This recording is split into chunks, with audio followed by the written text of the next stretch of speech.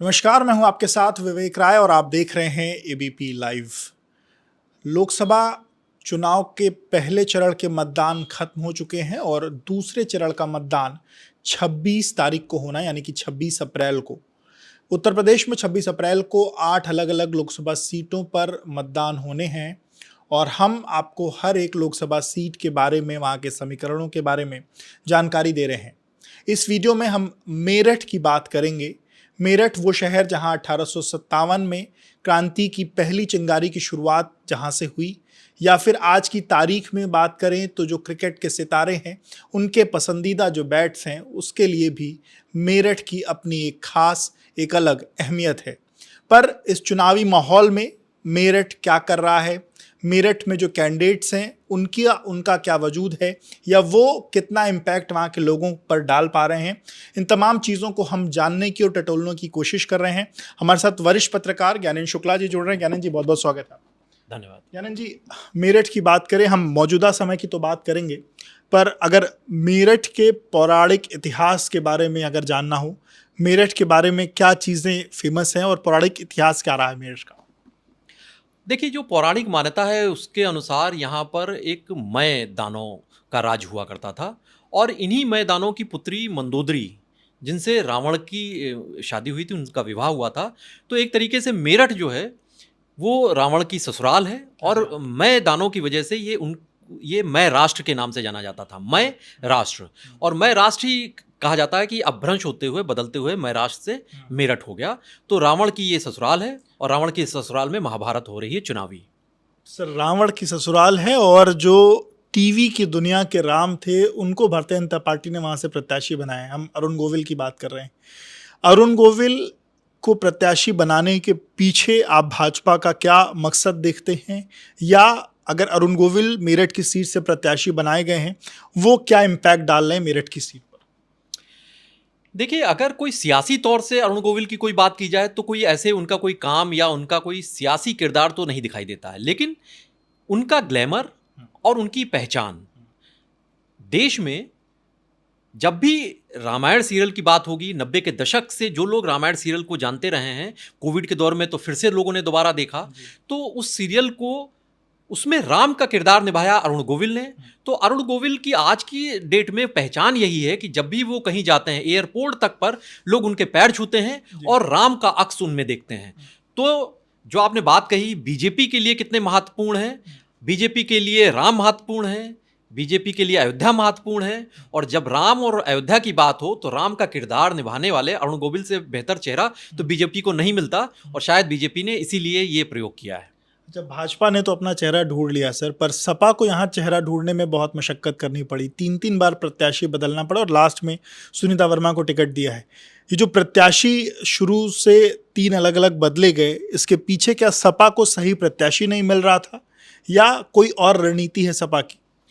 बिल्कुल, देखिए, समाजवादी पार्टी का सिर्फ मेरठ ही नहीं, तमाम और सीटें थीं, आधा दर्जन से ज़्यादा सीटें, जहां पर उन्होंने प्रत्याशी पहले कुछ और तय किए, बाद में दूसरे उनका टिकट काटकर दूसरे नाम तय कर दिए।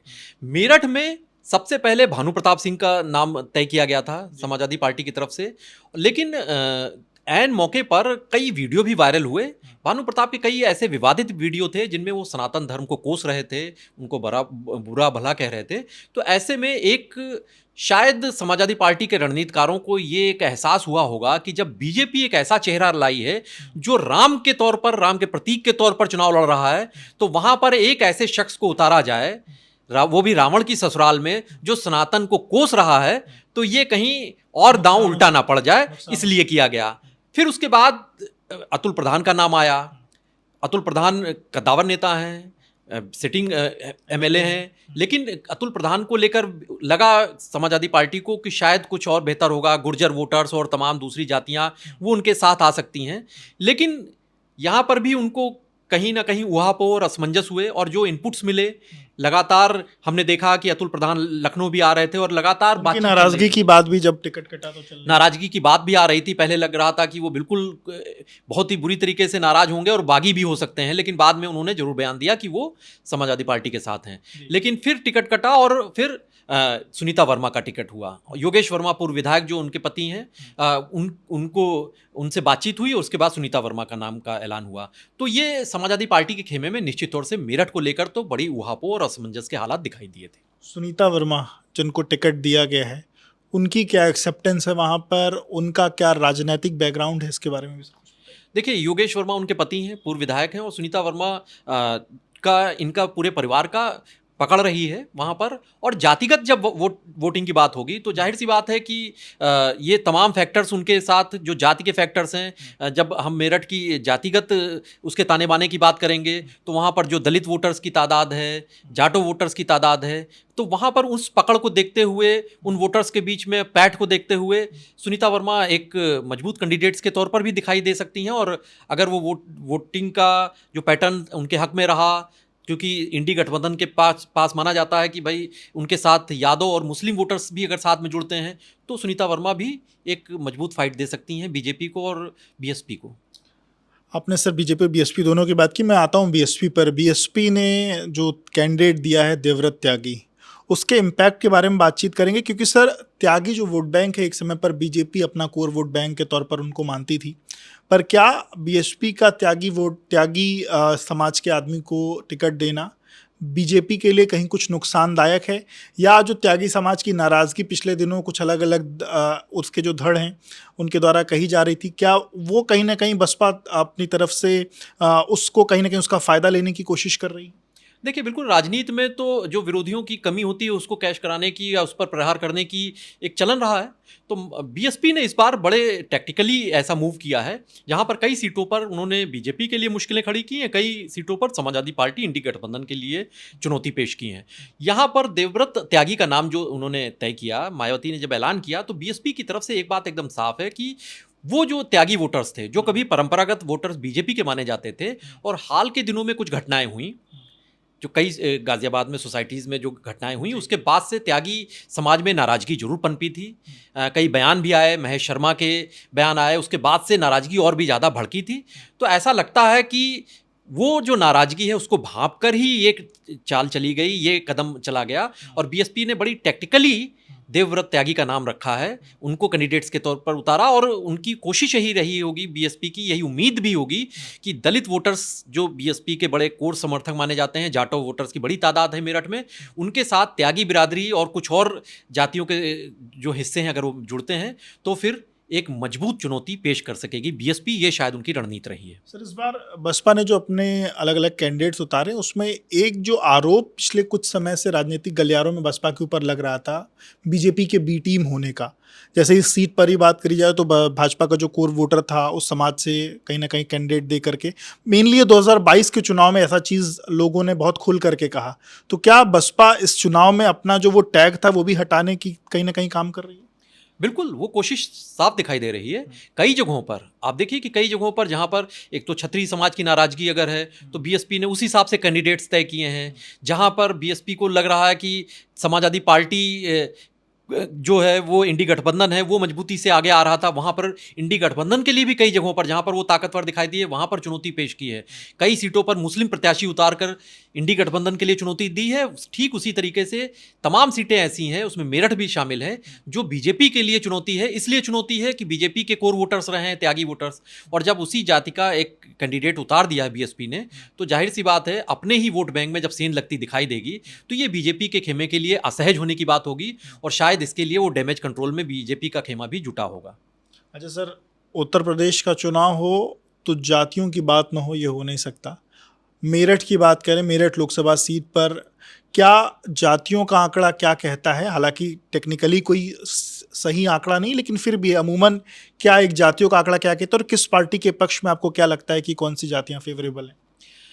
देखिए, 20 लाख के करीब वोटर्स हैं मेरठ संसदीय सीट पर, और जो सबसे ज़्यादा आबादी है मुस्लिम समाज की, मुस्लिम बिरादरी की, करीब 5,70,000 जो राजनीतिक दलों का अनुमान है। 5,70,000 के करीब मुस्लिम आबादी है, 3.5 लाख जाट वोटर्स हैं, वो भी दूसरी बड़ी आबादी है और एक बड़ा प्रभाव दिखाते रहे हैं पश्चिमी उत्तर प्रदेश में मेरठ की सीट पर भी। और उसके बाद जाटो वोटर्स, दलित आबादी है, जाटो वोटर्स भी उसमें बड़ी तादाद है, वो भी 3.25 से 3.5 लाख के करीब है। ब्राह्मण वोटर्स भी हैं 1.5 लाख के करीब। इसके अलावा यहाँ पर दूसरी भी जातियाँ हैं, सैनी हैं, त्यागी है, गुर्जर है। ये सारी जो वोटर्स हैं ये भी बड़े प्रभावशाली किरदार निभाते हैं और इनका असर जो है इस सीट पर ये तमाम पीछे के चुनाव में दिखाई देता रहा है। और बीजेपी इन्हीं का एक गुलदस्ता तैयार करती रही, उसी का नतीजा था कि बीजेपी 2009, 2014, 2019 लगातार बीजेपी को जीत हासिल हुई। ये जो वोट बैंक का समीकरण रहा है, यहाँ पर जो वैश्य बिरादरी है, ब्राह्मण हैं, क्षत्रिय हैं, ये एक तरीके से बीजेपी के समर्थक माने जाते रहे हैं। गुर्जर समाज के भी बीजेपी को वोट जाता रहा है एक बड़ा हिस्सा।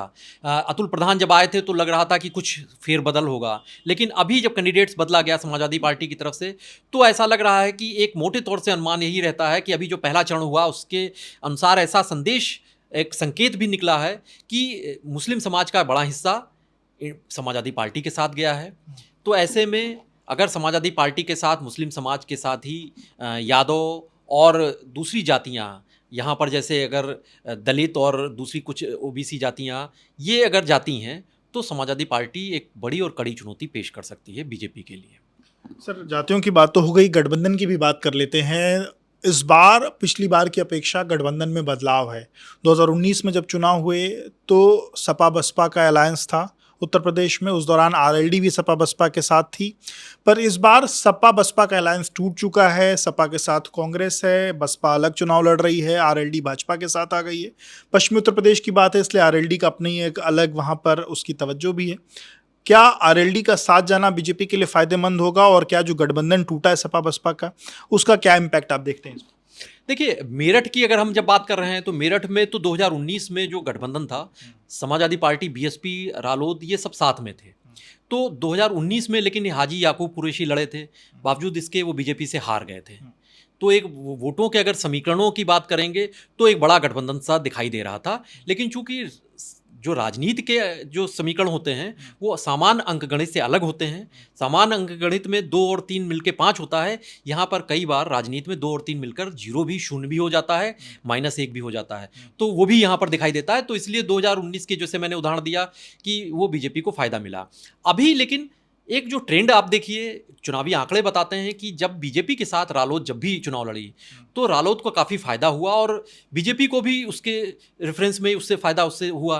तो अभी अगर बीजेपी के साथ रालोद आ गई है, जो बदला हुआ समीकरण है पिछले चुनाव के बाद से, तो उसमें बीजेपी के लिए जो जाट वोटर्स हैं 3.5 लाख के करीब हैं, तो वो वोटर्स का अगर कुछ हिस्सा छिटका था पिछली बार, तो वो वोटर्स का एक बड़ा हिस्सा इस बार ऐसा माना जाता है कि इंटैक्ट रहेगा बीजेपी के साथ, या रालोद बीजेपी का जो साझा कैंडिडेट होगा उसके साथ जाएगा। तो ये बीजेपी और रालोद के लिए ये एक फिलहाल के लिए राहत की बात है कि कुछ जातियों का जो पहले नाराज़गी के बहाव की बात आती थी, कहा जाता था कि किसान आंदोलन है या फिर जाट वोटर्स की नाराज़गी है, वो भारी पड़ सकती है।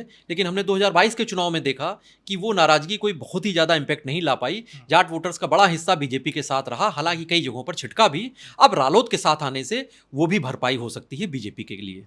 बिल्कुल, तो रालोद इस बार भारतीय जनता पार्टी के साथ है। पिछला जो गठबंधन था सपा और बसपा का वो टूट चुका है। सपा और कांग्रेस नए तरीके से अलायंस में है, बसपा अलग चुनाव लड़ रही है और जो मतदाता हैं वो पूरे सूझबूझ के साथ 26 अप्रैल को वोट देने जा रहे हैं। पर किसके सिर पर मेरठ का सेहरा होगा ये 4 जून को जब नतीजे आएंगे तभी पता चलेगा। नमस्कार।